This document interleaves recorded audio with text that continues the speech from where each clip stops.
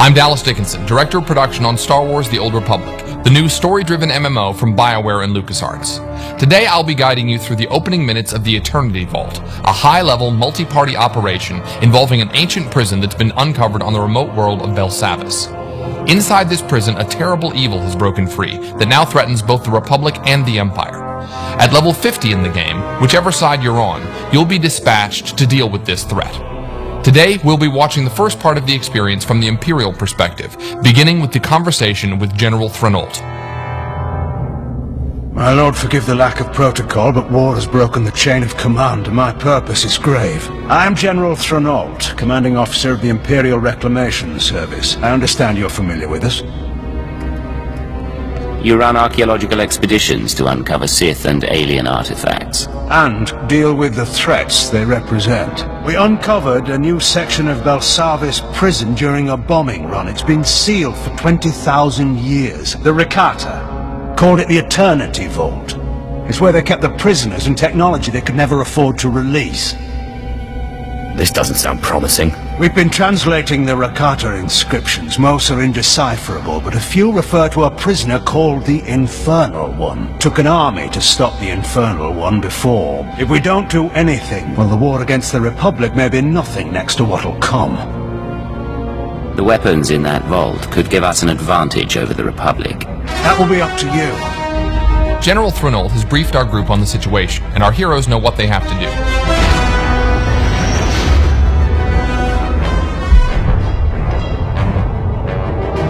Within Belsavis atmosphere, proceeding to surface. All hands prepare for enemy fire. The Eternity Vault defenses are active. Coming into Belsavis' atmosphere, the Imperial ship has come under fire from the prison turrets and is going down. The players must get to the escape pods. Each player takes his or her own pod to land at different points on the planet's surface. Weather conditions are extreme on this part of Belsavis. Players have to run through the snowstorm to gather up around a burning escape pod. Enter my domain. Children unknowing, they will serve. That voice belongs to the Infernal One. He knows our heroes have come for him, and he has prepared his prison fortress to repel their attack. Our players wisely take a moment to activate any abilities that can give the group defensive and offensive bonuses. They're going to need them. So as the battle begins, you can see the Sith Juggernaut. He's the primary tank for the group, and he's rushing ahead to draw fire from the turrets and the enemy droids. The Sith Assassin is the group's second tank, and he's getting in there also, drawing one of the Eternal Sentinel droids to him with his Force Pull ability. The Sith Assassin has more than just his lightsaber. He also uses lightning attacks and his Wither ability. The other members of the group are focusing their attention on the left side turret. These turrets pack quite a punch, so they need to be taken out quickly. Switching to the Sith Sorcerer, we can see that he's come under attack by some of the droids. Fortunately, the Juggernaut blasts by and gets the droid's attention. The Sorcerer gets some healing now from the Agent, who is one of the medics for the group. And now the Sorcerer can fire off some shock blasts and a lightning attack at the turret. The turret has focused its sights on the Mercenary. That white ray means a powerful area of effect attack is coming, so it's good the Mercenary is off to the side. The Mercenary fires off a few Heatseeker missiles, and you can see on the bar that the group is burning down the turret's strength.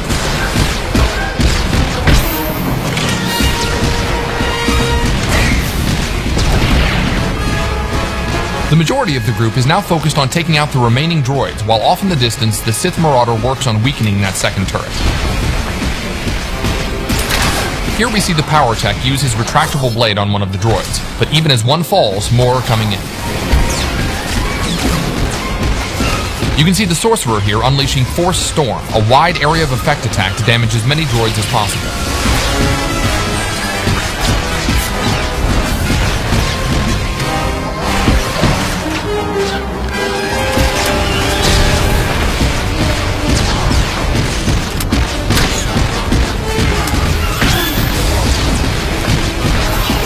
Alright, the last of the droids is down. Now they've just got to deal with that second turret.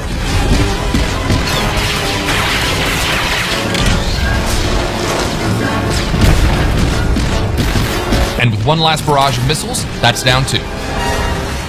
My finest creation, machine of machines. Metal enemies Worlds meld together, an allied torn. Before they enter the Eternity Vault, the Infernal One has another surprise for the group. This is going to be a harder fight. The Sith Juggernaut force charges in to kick things off. We switch perspectives to the Operative, who's already firing off some heals. Note that he's got larger icons to show group members' health, front and center. A nice UI option for medics. So far, so good. The Juggernaut and Assassin are keeping the droid's attention while the others lay down damage from range. The Annihilation droid has laid down a sweep there to blast back the group members who were standing too close. Now here's where it gets complicated. When the droid starts firing off those swarms of missiles, that's deadly. Fortunately, the group knows this, and you can see them taking cover behind the destroyed turret. So most of the group is hiding, but the Juggernaut and Assassin are actually able to withstand this kind of firepower, so they're just charging right back in.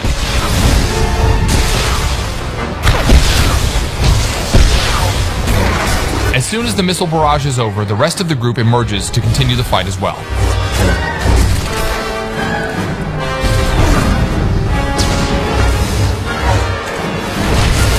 We switch to the Sith Sorcerer, who keeps his distance and keeps a steady flow of lightning screaming out to weaken the droid.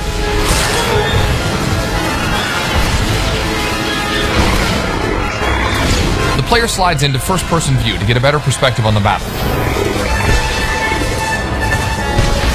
Oh, looks like the Sorcerer got a little too close and got knocked back by that sweeping arm.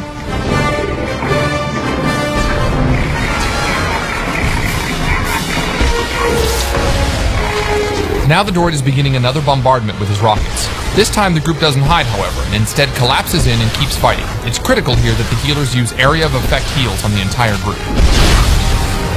Even so, that's a lot of damage very quickly and the Marauder goes down. Luckily, the second Sorcerer, skilled in healing, has reanimation, which revives downed group members even in the midst of battle.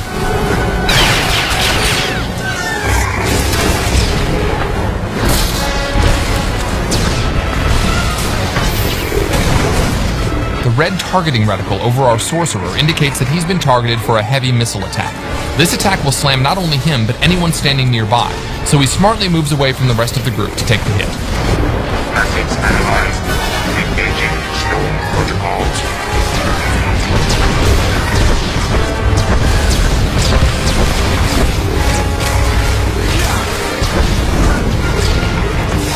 Ouch! Another swing from the Annihilation droid's cannon sends the Juggernaut flying. He won't stay down long, though. Running back, he uses Force Charge to leap into the fray.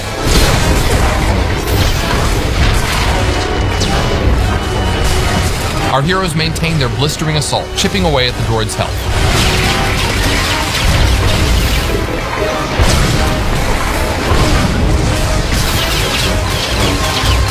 Methods analyzed.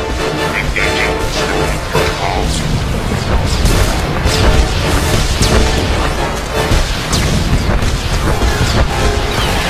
And here the droid is launching another missile barrage, but his health is low, so the group just converges on him. They're gonna go for it. Oh, the droid's attacks are just too much. They're dropping. 1, 2, 3, even 4 of the group members go down. But it's not over.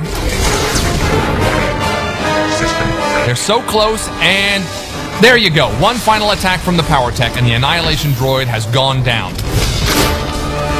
So that was just a small part of the larger Eternity Vault operation. We hope it's given you a good feel for what playing through the operation will be like for you and your friends. Thanks for watching. We'll leave you now with a sneak peek at what the Infernal One has in store for players inside the Eternity Vault.